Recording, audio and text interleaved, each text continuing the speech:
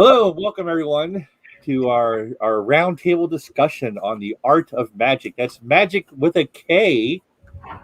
And we have some wonderful guests here this evening to talk about this very complicated topic, a delicate topic, a topic with long history and mystery associated with it. And I'm very happy to be here. So I'm going to normally I would have like little bio things. I would read stuff about you, but I want to let you handle that yourself tonight, so I don't have to have like notepads everywhere or bring up your website. So let's go around to introduce ourselves. So I'm the host, so we can just take that for granted. So Isabel, let's start with you. All right. Hi, all. Gigi is also very excited, so she might see her behind me popping in and out. She's my little black cat familiar. But my name is Isabel. I'm a hypnotist and a group therapy facilitator at Art of Balance in Chicago. I'm also a practicing artist that likes to blend multiculturalism, liminal space, spiritualism into my practice, and the occult as part of an art practice as well. That's about me. And that's Gigi too. Perfect. All right, the Eckarts. Yes. Please introduce yourselves and tell us about everything that you do and what your short bio information, basically. Absolutely. We're the Eckharts. My name is Dan. I'm Kat. And we are celebrity occultists and seance hosts. By celebrity occultist, we mean that we are public-facing occultists. So we like to be where the public can go for questions and answers around the occult.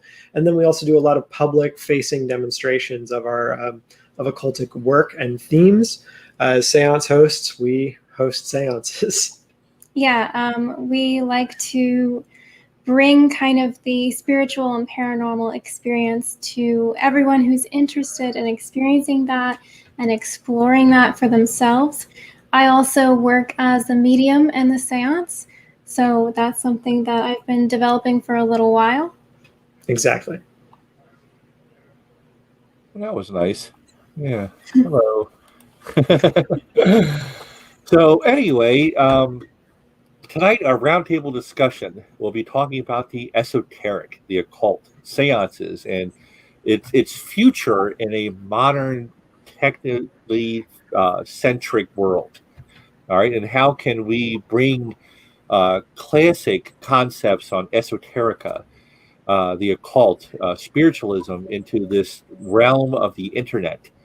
Especially currently, this is not an evergreen. We can talk about the pandemic.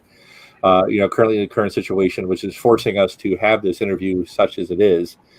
So how can these things be brought up into the future? And one of the first questions I do definitely want to ask is when it comes to seances, which all of us have experience in doing, spirit circles, spirit sessions, whatever you want to call them. What do you hope to accomplish when you have? What's the end game of that seance, your average seance? What do you hope to have your guests think about or experience or feel at the end of it? So you start your seance, you accomplished it. What goals do you hope to achieve at the end? Yeah, that's a great question. For Kat and I, a lot of our work is based off of re-enchantment. So we want to re-enchant people's experience with the world and open up liminal space. So we hold spaces for people to experience liminality, to experience moments of strangeness that they might otherwise simply kind of gloss over in the day-to-day, to kind of hold that moment for weirdness to arise, but then also in a very practical way to open up a conversation and dialogue around death, around what it means to not be on this mortal coil or this mortal plane. And that's opened up interesting doors for Kat and I with death positivity movements and death cafes, and that discussion around what it means to be reaching an end of life or a continuation of oneself beyond this right now. Mm-hmm. Yeah, it's a really unique experience where people can hopefully experience the non-material world, to really create a space, as Dan said, for that spiritual something to happen, something that's mystical, something that's hard to describe in words. So we're looking for that really individual and personal experience. And that's often a really emotional experience too, which I think can be beneficial. How about you, Isabel? Yeah, and I think that Eckhart's really named a lot of the points around liminal space, where seances, and especially moving into the future and how I do them in my practice, is really holding space and witnessing is a really big part of it. And as a facilitator of a seance or a spirit circle, or even I'll do a combination of past life regression and hypnosis if it's an individual person, to really allow them to feel whatever emotions arise, whatever visuals might arise for them. And then we discuss those and we allow space for, as Dan said, whether it's the strangeness or something very moving, to just exist. And I think in current pandemic times, but even otherwise, there aren't that many spaces that allow for witnessing as a very tangible action to do. It's such an intangible thing that as seance hosts, and for me personally, I really take that job seriously as a witness to somebody's liminal experience, where otherwise they maybe had judgment around it, or other people were judging and saying, oh, I don't think you should do this, or it's really creepy. Where really the death positive movement and doing death doula work in these times where death is really being talked about, can allow space for non-judgment to arise and for whatever needs to be expressed to be expressed. I think you all of you handled that question very, very well. And I completely agree with everything you just said. You know, what's interesting about the dynamic of the seance hosts that I know and interact with, and I know from all four of us, you know, take a very open approach to it, and that we don't. It's very secular. It doesn't really. It allows people to believe what they want to believe coming into it, and also they can take what they want out of it when they leave. And I think that's also very important, to not restrain people in that, and to any sort of individual beliefs. So, how does your background influence? Let's start with Isabel on this one. How does your background influence how you approach this kind of work? Oof. Well, starting off, well, growing up in a very Pentecostal charismatic tradition, more of the branch of Christianity where spiritual or spirit sessions were very normalized. I think that could have a lot to do with, wait, this isn't that weird. At the time, it was weird and very freaky. Like, why does God want to talk to people in this way? But actually, it laid a really great foundation of different people experience the divine and liminal space in different ways. So going through, I had a summer of exploration, I remember in high school, where I really wanted to deep dive into various different religions, of breaking away from the Pentecostal tradition and going more mainstream Christian, to then exploring the mystics from Islam all the way to the Gnostics in Christianity, and everyone else that actually had more of a connection to the arts and the divine. And I found more relevance with that. And I said, you're talking about intangible, material, spiritual things, you know? So I found a lot of, on my own personal spiritual journey, that was very important for my background as coming in as a facilitator for groups, and also as a performer for hypnosis, as somebody that does mediumship through facilitation and through spirit circles, and even just professional circles, that that understanding of different people's experience really allows for self-expression to be present then, and people to feel safe with me. And as a facilitator and as a practitioner, safety and being trauma informed are really high for me on when I hold space, when I hold circle. for people. And also sharing different backgrounds, like, wait, that's a really weird thing, or I've never heard of the charismatic tradition, or of jinn as demons from the Islamic, tradition. And like, no, that there's a lot of overlap with things, and there's lots of differences. But finding these universals also when holding circle helps to normalize, make people feel safe, and allow for that liminal space and spirits to then come through with their consent, because that's another big thing that I talk about as well. Even in hypnosis shows, do you consent with me messing with your consciousness? Jokingly, of course. So Dan and Kat, same question. Yeah, absolutely. I think what Isabel hit on about fear and concern and like maybe a little bit of anxiety around interacting with these concepts, it was something that really struck out to me, because I grew up in a very very fundamentalist kind of worldview that was not really amenable to many mystical or liminal experiences. The joke was everything is demons, and that kind of really did inspire my outlook on the world for quite some time. And I do think, because Kat and I are often compared to them, when it comes to the Warrens, that is probably my primary criticism of their work, beyond any of the paranormal investigations they did or the validity thereof. My big concern with the things they offered was, at the end of the day, everything tracked back to, oh, not only is your house haunted, but you personally are being attacked by demons. And it really freaked people out. It really scared a lot of people. So it is a scary thing. That's a scary concept. So a lot of Kat and I's work has been to approach this work with a very open-minded idea about the ways in which people engage with the paranormal and the beliefs they bring to the work we're doing. So when we hold a seance, if people come and have an evangelical mindset or background, which, while a surprise to me, is certainly a large portion of the people who come to us,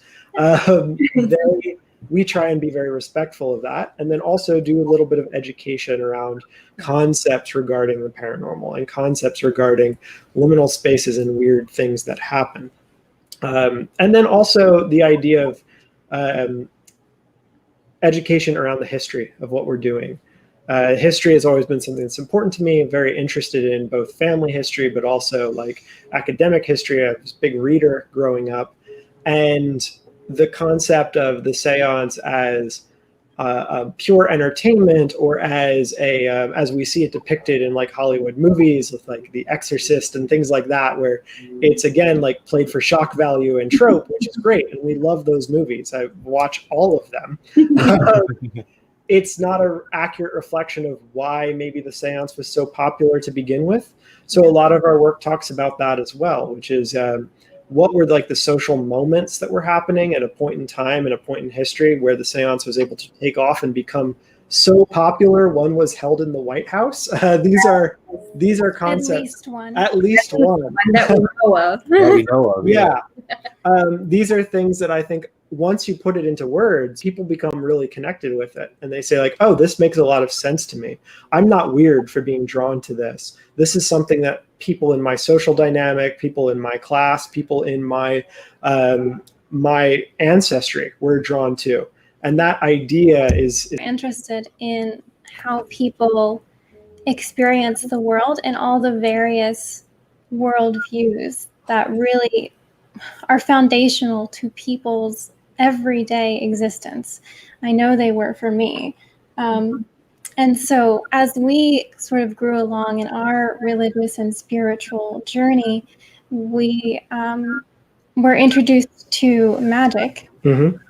I through Druidry first, and then we kind of fell in love with chaos magic.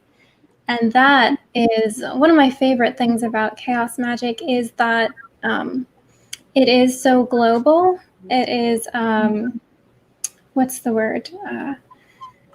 It's very pragmatic in that people are able to apply what works and then leave what doesn't. Mm-hmm. And I think when in a culture or a society that's very oriented around taking everything, if you believe X, then you have to take everything that X ascribes to with you as a core foundational belief, the idea of being able to believe in something for a moment or an aspect of something and then leave it when it's not particularly useful is also tied back to and foundational to like the idea of the seance or of spiritualism, this idea of a every man's kind of experience of the beyond. That's interesting. I was going to say that it doesn't assert any sort of traditional belief over another. And that has really shaped how we do seances. Because we respect every belief that people are bringing into the seance. And we don't try to change that. We try to work with that in order to create the most positive and healing experience that we can. Yeah. That's the best way to do it, in my opinion. Yeah. So that's interesting. With all of us have Christian backgrounds in this group right now. I was raised Catholic myself, and anyone who's actually studied the history of spiritualism, the evolution of seances through the 19th century, would know that its early start was basically in very Christian communities.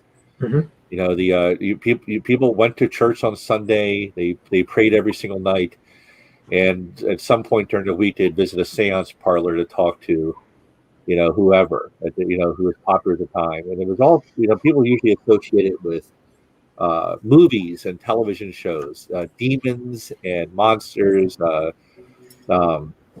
always the ghosts of dead relatives when you do talk to ghosts, for example, and so on and so forth. But in the early days of spiritualism and seances, they also talked to tulpas, thought forms, diamonds, as were the beings that were between divinity and earth, spirits and even mythological figures, all over the place. So how do you think pop culture affects what you do in regards, and what kind of biases and you've had to deal with so far, and how do you address those, when it comes to pop culture's influence on the interpretation of seance work? Dan, you want to cover that one first? Well, so I have an example. Go ahead, Kat. And I hope you do jump in. But so that series came out on Netflix called Surviving Death. Yes. And I swear it was like a week later, and Dan got a call from someone about doing a healing, which we don't do, and we've never said we do, but someone reached out because they saw that I was a medium and we do seances, so therefore maybe we do this healing thing.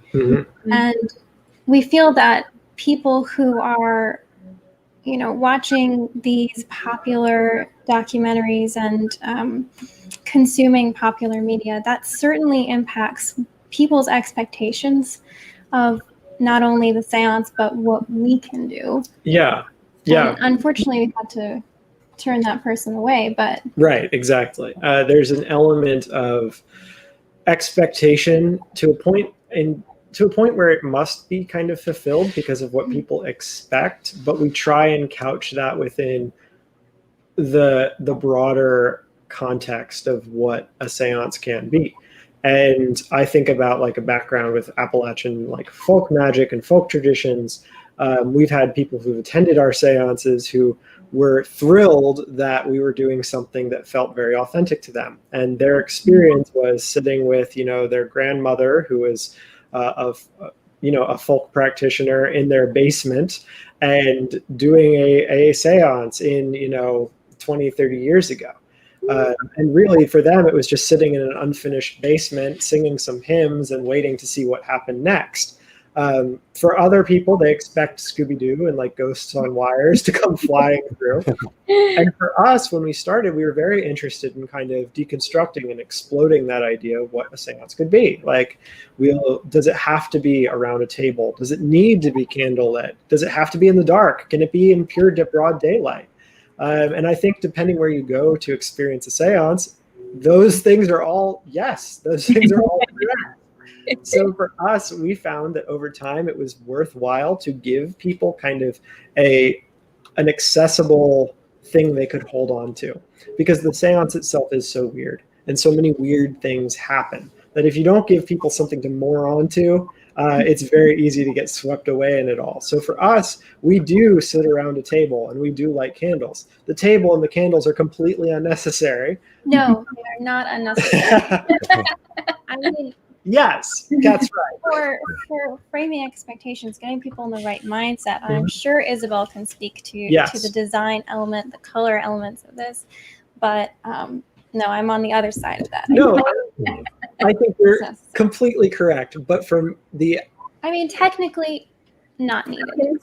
I think to both of those, because I think from the pop culture question of, right, there is a certain Scooby-Doo expectation, and it like has a certain aesthetic, and also though we can use different aesthetic tools to lead people more back into that, and then as Dan said, deconstruct, wait, this isn't the only way that it can be, like there can yes exactly, it was the butler all along.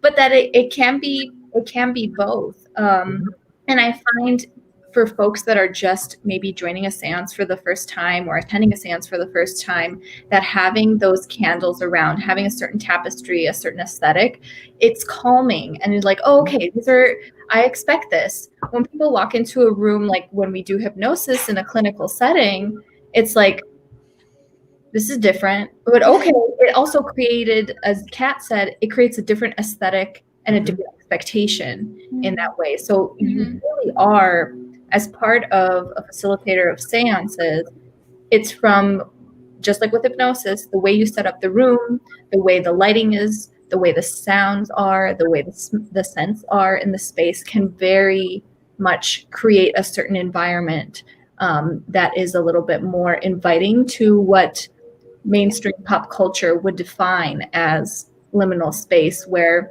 as for me as a practitioner, I'm like, if I go into my studio and I'm painting, that for me is my liminal space, and I will bring in the spirits in that space with me. And sometimes I light a candle, sometimes I don't, sometimes I put salt around the space, whatever intuitively feels right. But that's from somebody that's kind of been doing it for a while, right? But for pop culture and how we can start deconstructing and making seance a little bit more accessible, and have this kind of revival of spiritualism where it wasn't just, all right, we pray every day and then Sunday night we go to the seance circle. It's like, how do we make this, especially in a digital age, more like, oh yeah, I'm going to the seance, and make it a normal thing versus like, oh, I'm going to the spooky thing.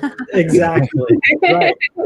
But they're both valid, right? Because it's dependent on the experience that people want to create. And some people, like, they want to walk into the traditional seance, and then that's when they get deconstructed. They're like, oh, wait, I can take some of this with me home, and I can, work with a medium in this way. Because otherwise, then people get stressed out of like, I need the right tapestry, I need the right. And be like, no. Very true. Yeah.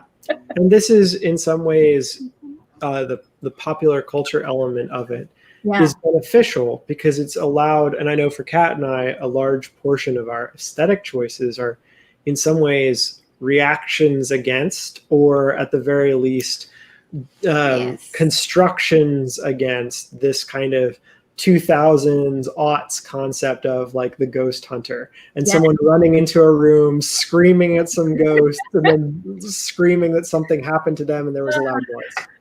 Like, we want to have maybe a more constructive way of interacting with that. Not that can't be fun and entertaining and even sometimes valid, but we wanted to utilize the aesthetics that were already kind of set up by popular culture as a gateway for people. Yeah, where is your black tactical costumes? I don't see that. I have my camo shorts on right now. I have the Ghostbusters backpack going. There's no embroidered badge on your jacket or anything. I don't think it's working. All right, so we might have our first hard-hitting question from the comments section. I don't know if you've seen it yet in the I think, can you read comments on your? Let's see. Oh, All here's right. Oh, hello. any comments. Yeah. Yes.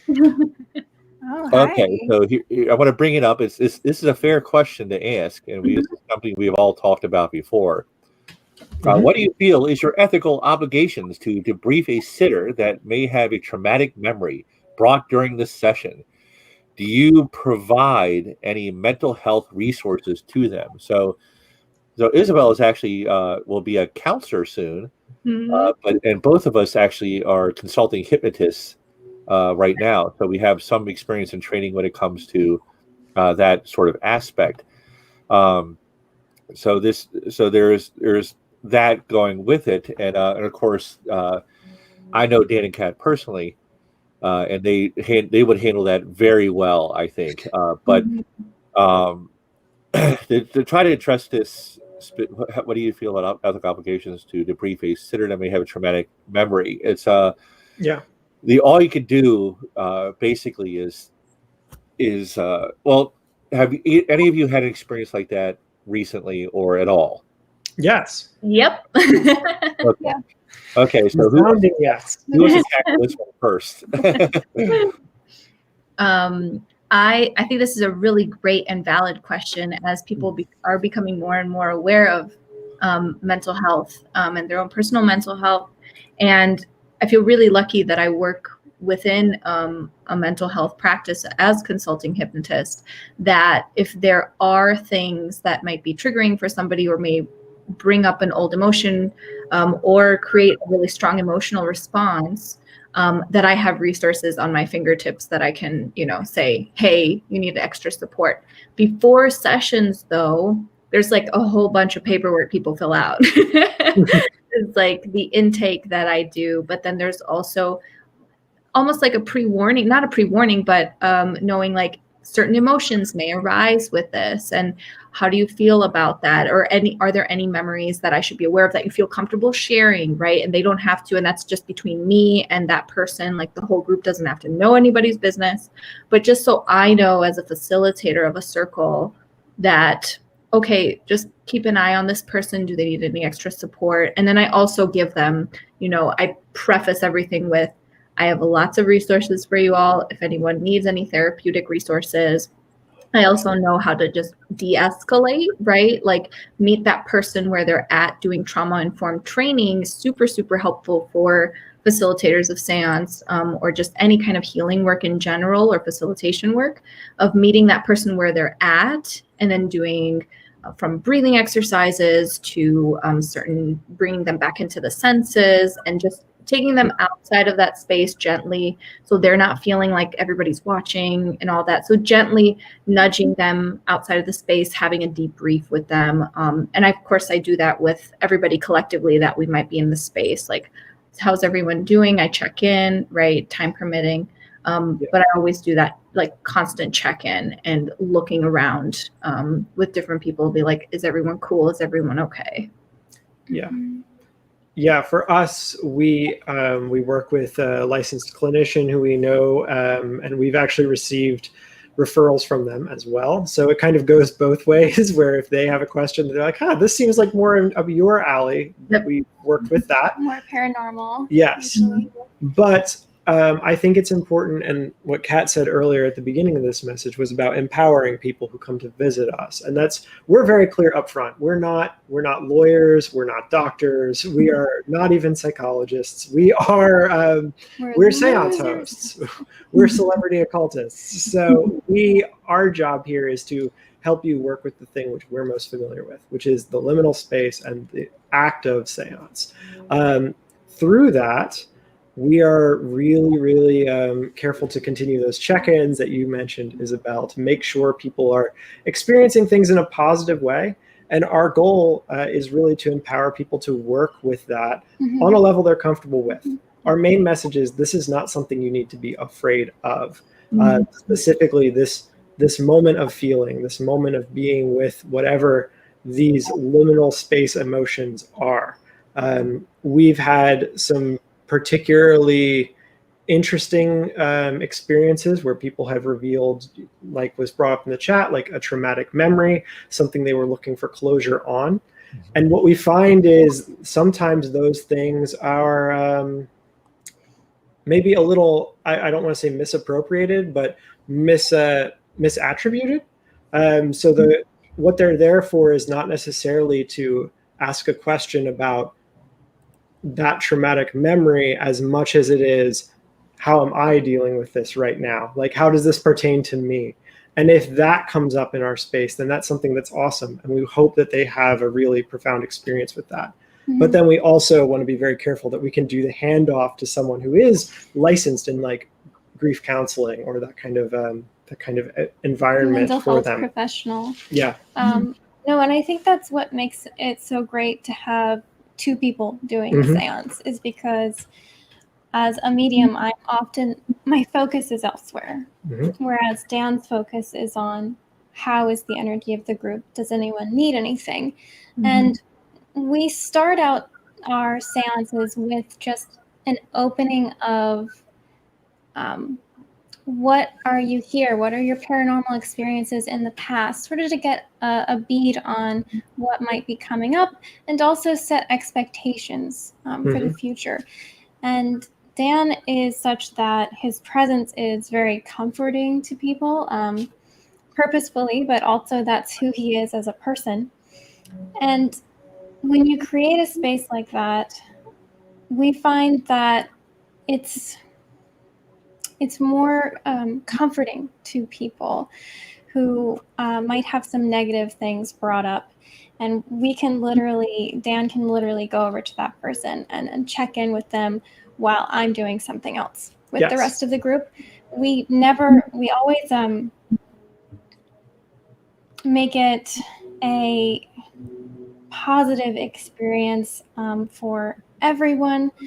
But what am I trying to say here? Well, I think there's a concept or a concern that if people start doing something like this, like if you go to a seance, especially if you're not with friends or family and you're just attending a public event, that you will be out of control, that you will be in an element where all of a sudden things will be happening and a traumatic memory may come up if that were something to occur, and you might not be able to stop the events around you, and you would just have to be in that space of panic and fear. And for us, we want to make it clear that everyone can, we can take that space. Exactly. Yeah. You can stop. You can opt out at any time. And yeah, you can go into the other room, or like Dan can even check in with you and do whatever deep breathing exercises or like talk through. A lot of people just really need validation in the moment. Yeah, more often than not, that's actually usually the case. Usually just sitting down, having a glass of water or a nice cup of tea fixes everything in most situations. And it's a lesson that imparts into everyone's daily like lived existence in our lives today, like with work or with the constant onslaught of news and like the 24-hour news cycle. It does feel like you don't have agency, and like you can't step out and say, no, wait a second, I need a moment for me. And as much as we kind of talk around this idea of self-care today, we don't equip people to be able to stamp that time for them and say, you know what, no, this is uncomfortable for me and I need to take a step back. It might be 10 minutes, it might be a half hour, but I need that. I hope that our space is somewhere where people can learn to do that in an area where, to speak to pop culture, they're often told through movies or film or documentary series that they have the least power there, that the ghost is in their house no matter what. And for us, we're saying, no, you are the final authority on your space. Yes. Thanks, Dan. And let's contextualize this a little bit too. All right, because I've certainly, having done this basically since 1998, I have dating myself there for a second. Unfortunately, I can't say I've been doing this since I was 10 years old, to be honest with you. But having done this for so many years, I've seen people have reactions like that outside of seances and the spirit circle. I've seen this happen on ghost tours. They're on the battlefields of Gettysburg or on a haunted hotel. You know, they paid $12 or $20 or whatever the price based on inflation was.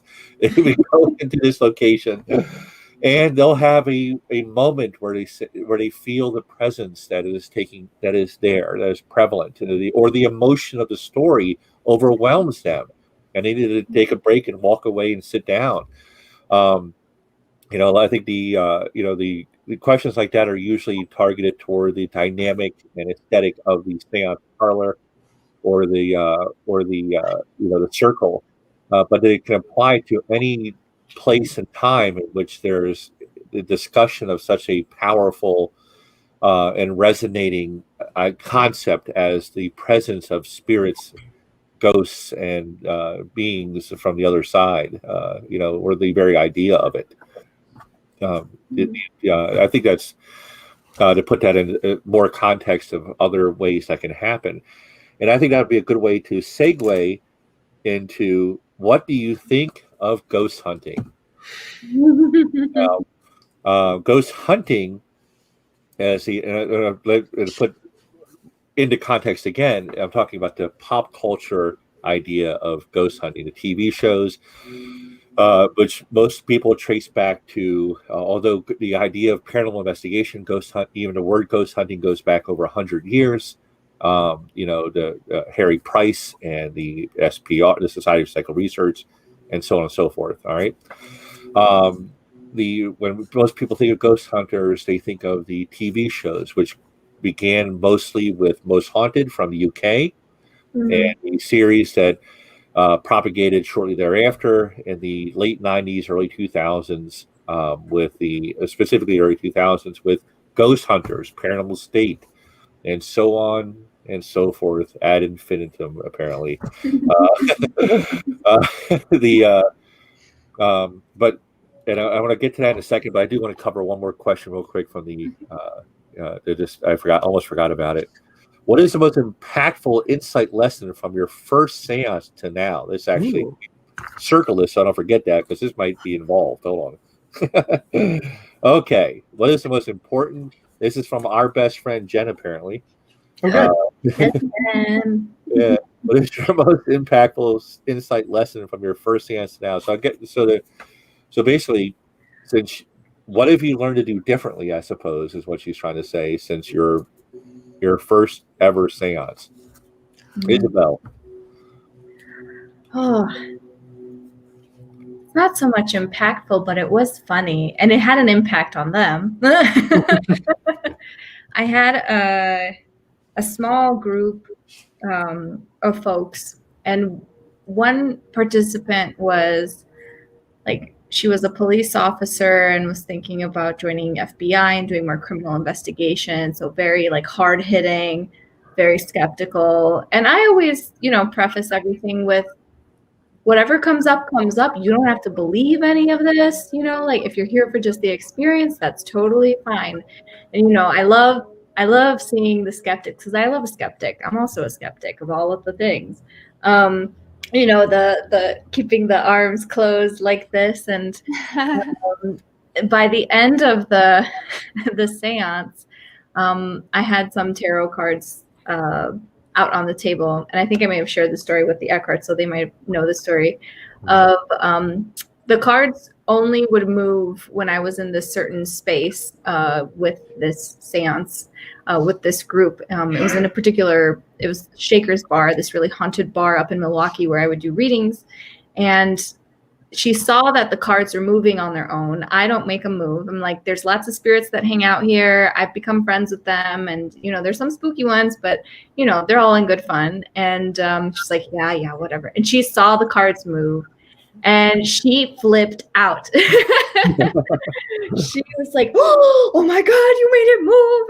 And I'm just like, "I didn't make it move. I'm just here facilitating, And she's still flabbergasted by the end of the seance. So that's more of a funny, impactful one, because then she did come back after and discuss, wait a second, there's something to this. What did you do? A magic trick? And I'm like, no, I don't really do magic. I do hypnosis, but that's it, And I think one of the more insightful, less funny ones was somebody that came in for It was more like a spirit circle, and they connected with a past ancestor. And this past ancestor went through a very specific trauma that brought up, as we were talking about earlier, like an emotional response, a very strong traumatic response within their body in that. And we, of course, brought down the situation and just allowed them to feel what needed to be felt, as Dan said, because there's permission for all of the emotions that arise. And she had a really great breakthrough at the end that completely put her on this path of connecting back with her ancestors, because she was dealing with a couple chronic illness things, and she started to feel a little bit better after that and wanted to dive in more into some of the herbal magic and apparently shamanic lineage that she had from South America, which I was like not surprised, because all of the colonizing and things and that history being as it is. And I said, yes, please go and reclaim that ancestry.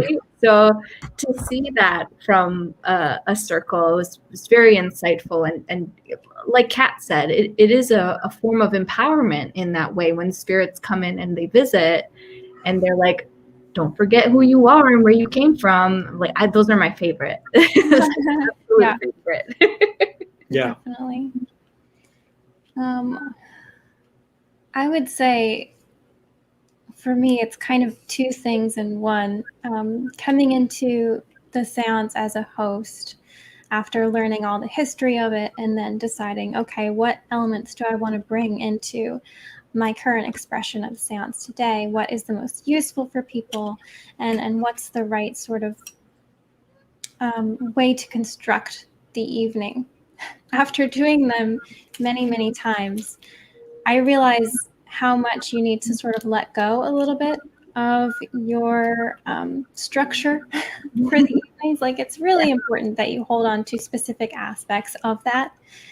But, you get into a seance and you never really know what element is going to just like work for that group. Mm-hmm. And then if that's happening and you're getting, like we do glass moving, mm-hmm.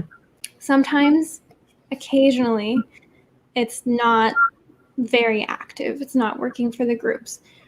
Many times you get people up there and it just moves and it's crazy. And people don't want to just say, okay, well, we've done enough of that. Yeah. I need to move on because I need to get you home at this time. No, you need to be flexible because you never really know how spirit is going to really move in a group.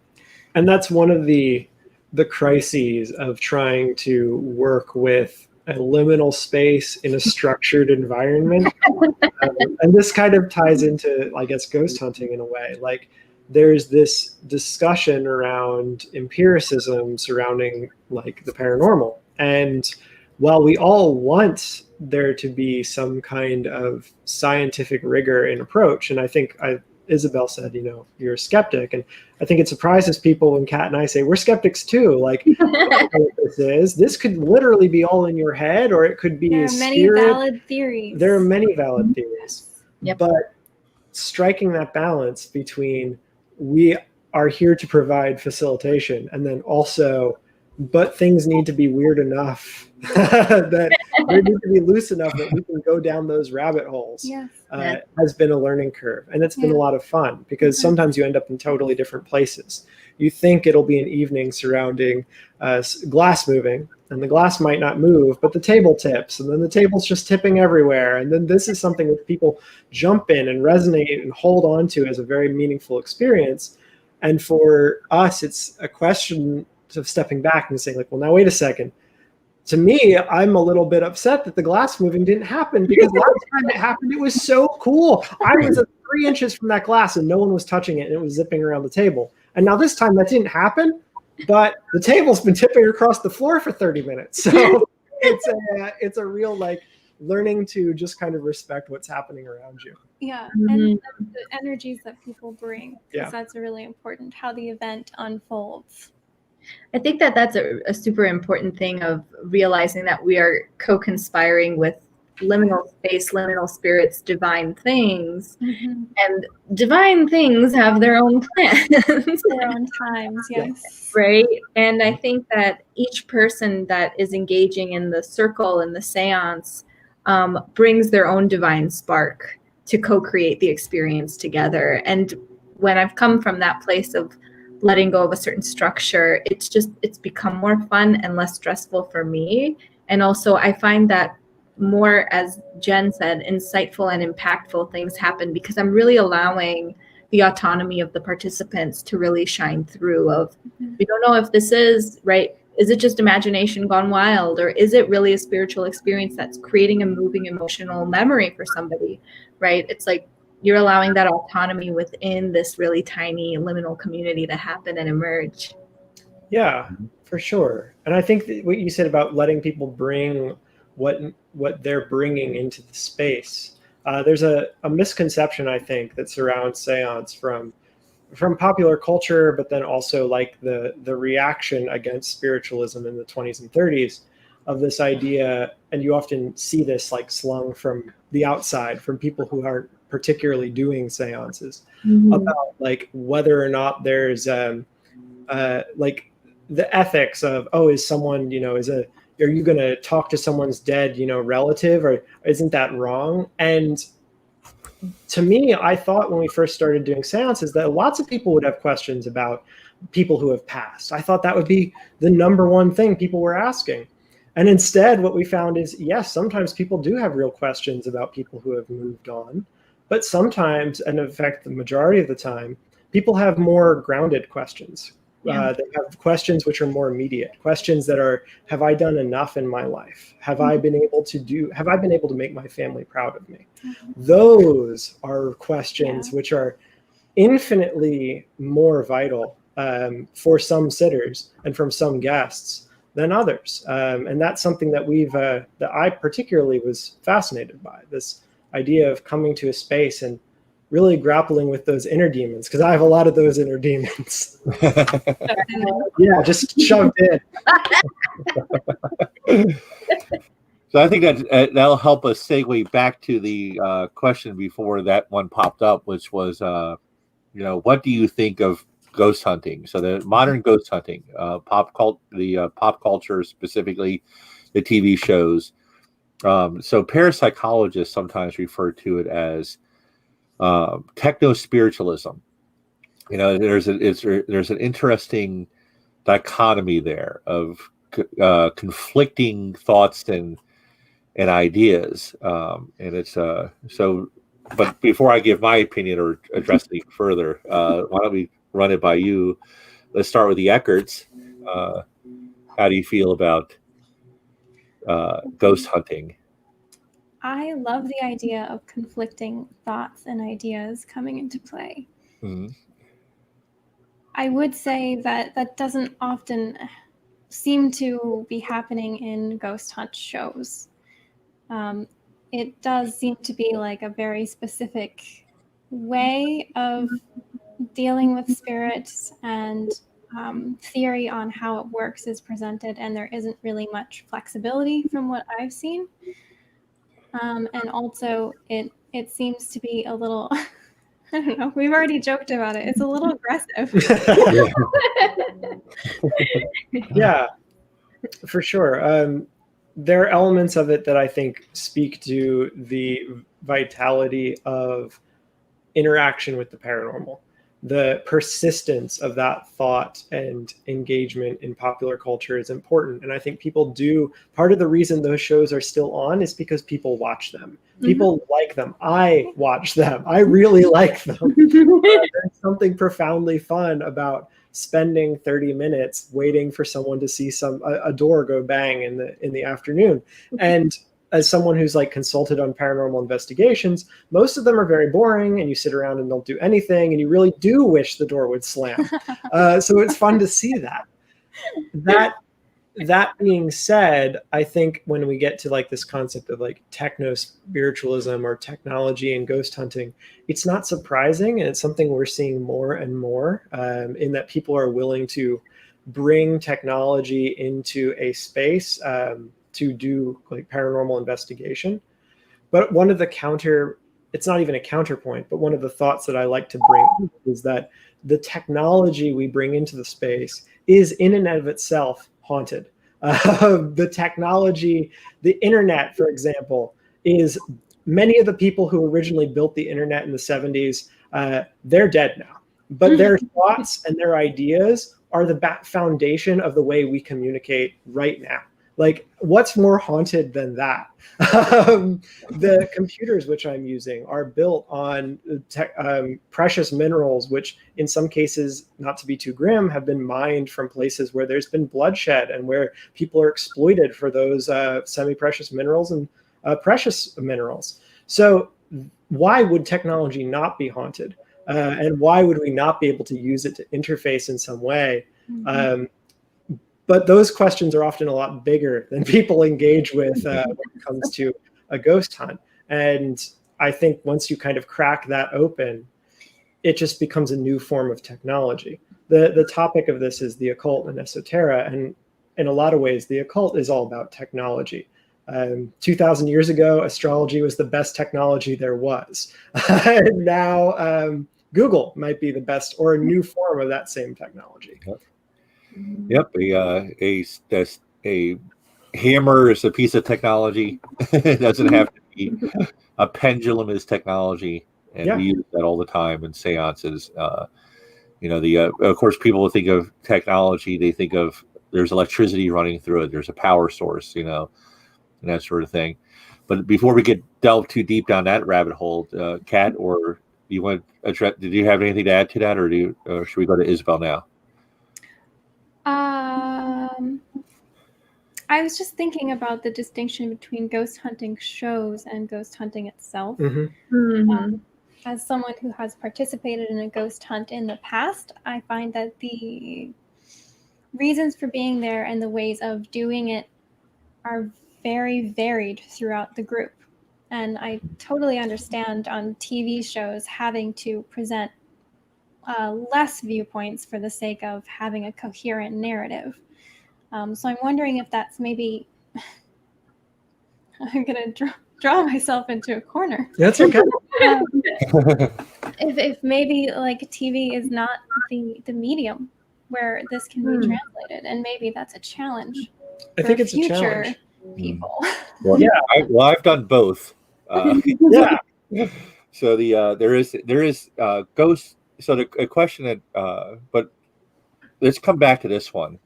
But I want to ask Isabel her thoughts on ghost hunting and techno-spiritualism, pop culture. I think if we're defining ghost hunting as ghost hunting on TV, it's just not something I engage with. So have you ever gone on a ghost hunt before? No, not in the like TV sense of those. And it's such a different way of engaging with spirituality, and it is, I can value it for the purpose of advertising spiritualism and just bringing people into the appetizer of the deeper stuff. But for me, engaging in ghost hunts is not really, it's not just not something I've done in my personal practice or my art practice or healing practice with folks.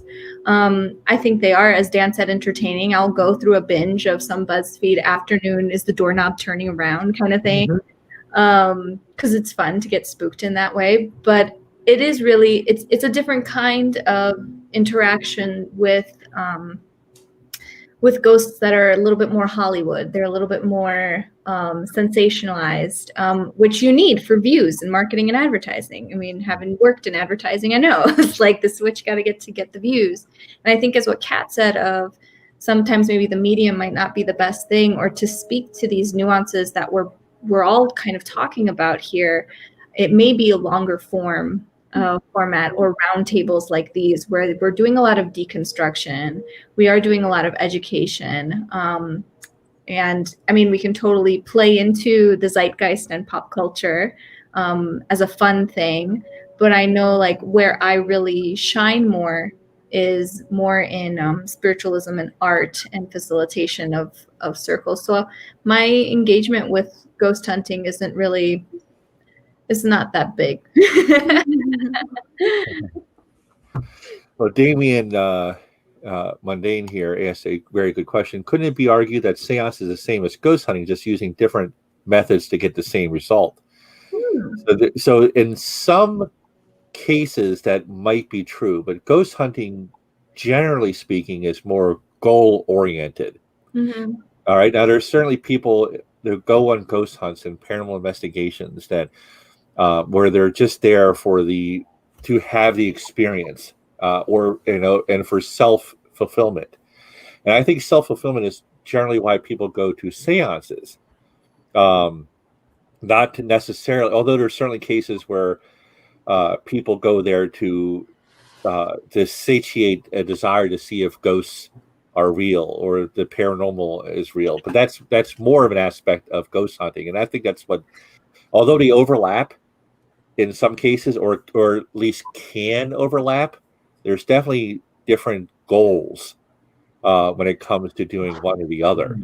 You can go on a ghost hunt or a haunted getaway and have a seance that night, and then grab an EMF detector and go out into the hallway and try to see if that can pick up the interference caused by the presence of spirits. The original purpose of those, they're not PKE meters, all right, from Ghostbusters. Just trying to throw them out there.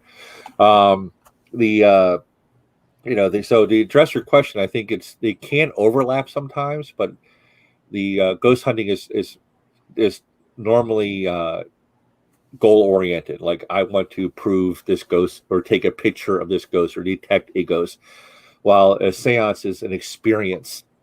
You're trying to have a spiritual moment, you're touching the veil, you're experiencing shadows for all intents and purposes, right? That is the goal of that. Is the seances are more individual experiences. You can all share in an experience, and each person has their internalized narrative for why they're there and what their purpose is. And you can share in a purpose, but you can't, if you choose to do so. Does that make sense? It does. It reminds me of the historical connotations of the seance in a big way. Because when we look at late 1800s writing coming out of the spiritualist environment, it was not so much about, and now granted there are books and texts about this too, but it wasn't, I should say, the primary focus was not about, behold, we have this, ghost caught on a tintype or something, and here it is, it's the proof of the spirit. A lot of the spiritualist writing of the time was also very much about creating a kind of new working American religious theological experience. So I think of the guy who wrote Wizard of Oz, his whole interest in spiritualism, Frank Baum, was about this creation and understanding of Summerland as revealed to him by spirit guides. And you actually see a huge group of spiritualists writing heavily about journeys into astral realms and recording what they see. And we begin to get that bleed through into channeled texts and that sort of thing. So there is this very interiorly focused view on what the spirit world has and what that means. Granted, it was all wildly different for everyone who was experiencing it. More so than I finally went to Waverly Hills and got the recorded footage of the ghost from room 12B. As cool and interesting as that also is. Mm-hmm. Yeah. Yep. And I think too, with the question of seance versus ghost hunting, and Kat mentioning ghost hunting feeling very aggressive, where seance feels a bit more soft, a bit more safe, and more intimate. Ghost hunting, I think, is definitely more aggressive and goal-oriented, which is a fantastic, it's a framework. And I think that those two might be the big distinctions between the two, because there is, right, a goal that they both share of connecting with a spirit, connecting with some kind of liminal dweller that everyone can experience. Yeah, I agree with that. It's a very good way of putting it. It's ironic because pop culture, movies, TV shows, seances are where the demons come out. It's like everyone, the goat shows up at the seance table and yells at you. That's what happens in movies and TV shows. But the seances tend to be much more by design, deliberately relaxed, and they can be intention oriented. Yeah.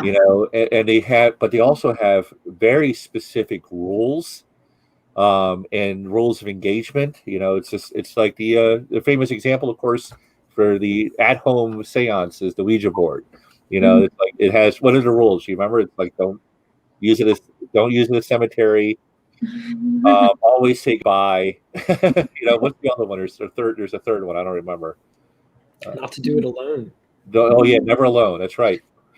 So that's a good example of rules, and that you can apply to a seance. Ghost hunting doesn't have rules like that. And I'm sure some people are going to watch this later and disagree with that, but it's true.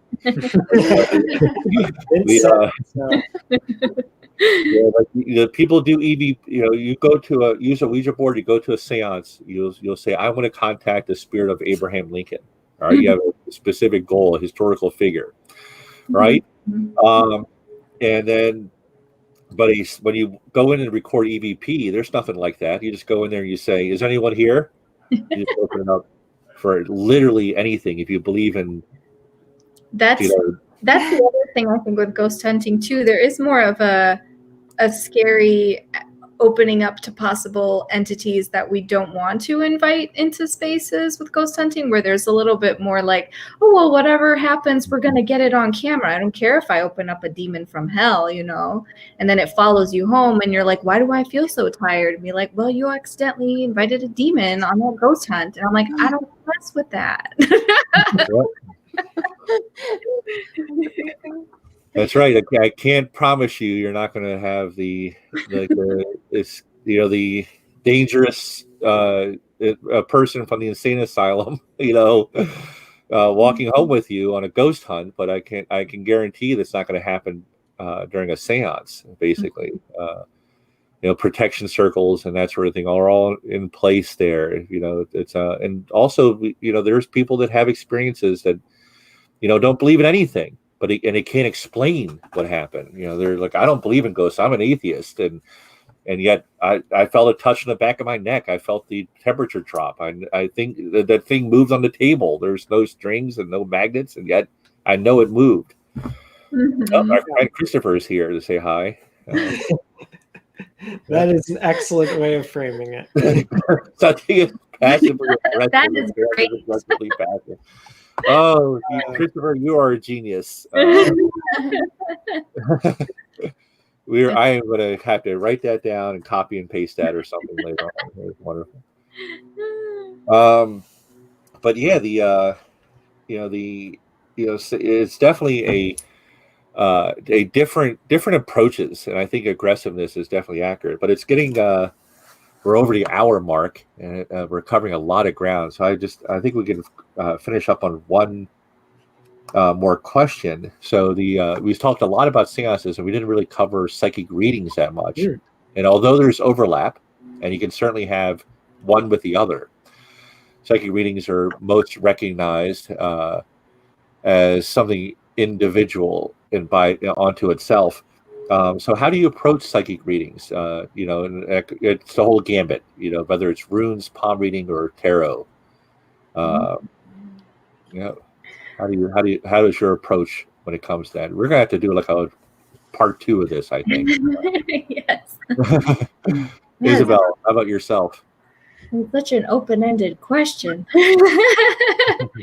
How do I even approach? Well, how about this? I'll make it easier. Narrow it a little bit.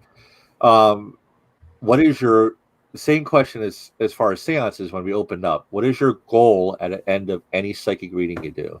What do you hope to accomplish? Okay. For me, it's how can I put it in words?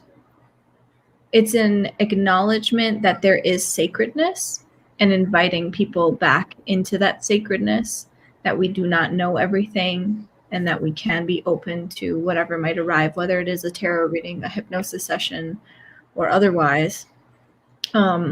So inviting people back into sacredness. And this could even be just like in that circle, somebody coming back and meeting that spirit and saying, I need to come back to my ancestry. And coming into that empowered sacred space. Because once we make something or sanctify something, we then honor it and make space for it, going back to the self-care that we talked about earlier. And the other part, I think, too, the goals of my readings are empowering others to get into that liminal space on their own, where it is more normalized. It's not just a sensationalized for advertising ghost hunt, but it can actually be a very powerful practice. And people that come to me, whether it's for a tarot reading, an astro reading, hypnosis, or otherwise, it opens up a door to, let me dive in a little deeper. And in all my classes or workshops that I teach, I talk about intuitive nudges. My intuitive nudges may be a little bit different from yours, but to build that muscle of your own personal intuition is a really big part of my readings. Of like, yes, I do this, and I'm a highly sensitive person and can see and feel certain things. And then people get ooh and ah, and I'm like, no, I keep that to myself mostly, because it gets sensationalized.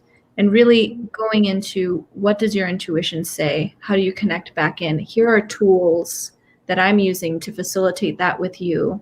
And then teaching that to others for me is a really big part, because everyone has some level of intuitive ability, and it could be clairaudient, clairsentient. It could be something else completely that hasn't even been, connected or named yet. But to give them their autonomy in that way, for me, is a really big goal for my psychic readings. That's an excellent answer. So you didn't rehearse that first? It lives in. I had to sit in with how to turn liminal into words. You did it very well. My Saturn Mercury shining right now. So the Eckharts, same question. And I might go a little differently. Thinking chaos magic and what is useful. My goal for readings have been generally to provide a message or definitive message that may or may not be actionable for that person. And I want for them to really get something that's helpful out of it. For that message to be understood and not terribly vague. I would like to make it, I don't want to say practical, but I want it to be as specific as it possibly can be, while leaving spirit open to communicate further. Mm-hmm. Is a major thing for me. Yeah, for me, I see the readings I do as kind of like almost like a looking glass reflection, where people can almost externalize the things that they're dealing with. I think, and I forget exactly what book it was in, but Jung wrote about this with his work with tarot, and like tarot as archetype, and the concept of looking at these tarot cards. The cards themselves are not magic, or might not be magic, but they give us some kind of not so scary reflection of what lies underneath. So if I stand in the mirror and look at myself and say, okay, Dan, I have a lot of thoughts about Dan, and I think maybe Dan's ugly, and maybe Dan is, he's so lazy and he just needs to work harder. But if I can remove this and just see how I feel against these images, which spark something subconsciously, it's like I can be more fair to myself. And then I'm not caught up in whether or not I look a little puffy from drinking too much wine the night before, or whether or not I should be working out harder, and what that says about my ethic or my work ethic. I can just focus on, well, actually, what is the thing that speaks to me about blocks here? What's holding me back as illustrated here? And I think that's helpful for people, because we tend to get very bound up in it's very difficult to talk about who I am and what I am. And so to externalize that a little bit can give people needed space. And I think that's the real goal of my work, is to give them a little bit of space from themselves. I think mostly because when I do a reading, I'm reading for the person, but I'm also reading for what Dan would have liked to hear. And I think that's true for maybe all of us. Like, what would Isabel need? What would Kat need? What would Vince need? Like, and then we speak to that. I think you touched on an important thing where psychic reading and the tools that we use are these connections to universal themes, that this is something Dan needs. However, it's coming from a deeper place. And let me reflect that back to you, bringing back those two divine sparks that are in that present liminal space, and they're just interacting together. And the medium, whether it is Kat or myself or the tarot cards or the runes, become the messenger to translate that. Yeah. Perfect. Guys, we've solved it. Yes. And then next time Dan looks in the mirror, we're just a phone call away, Dan. Okay. Just... Thank you. I need it. So, but thank you all for being here. We're definitely going to have to continue this conversation, because several of the topics we touched on could be an entire interview session onto itself. So just don't have enough time this evening, but this video will be up forever. So feel free to rewatch it at your heart's content. The spirit of us will continue digitally through this video. Yes, this is how immortality is truly accomplished. Yeah. So we got to see conversation. Oh, yeah. Yeah. Love it. Yes. Lovely. Oh, thank you. Well, thank you. Thanks for joining us, everyone. And Vince, thank you for hosting this. Yeah. Thank you, Vince. Great. Yeah.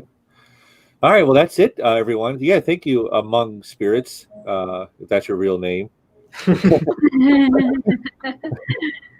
Everyone have a great night. And hopefully you'll tune in. Remember to go to the YouTube channel and subscribe to the Post Magic channel, where we put these videos up. There might be another YouTube channel. Oh, thank you for that, Isabel. Yeah, you've done this before. And subscribe and ring the bell so you get updates on future shows. But that's it for tonight. Everyone, please, the three of you, stick around a little bit. But that's it for tonight's broadcast. Thank you so much. Bye. Bye.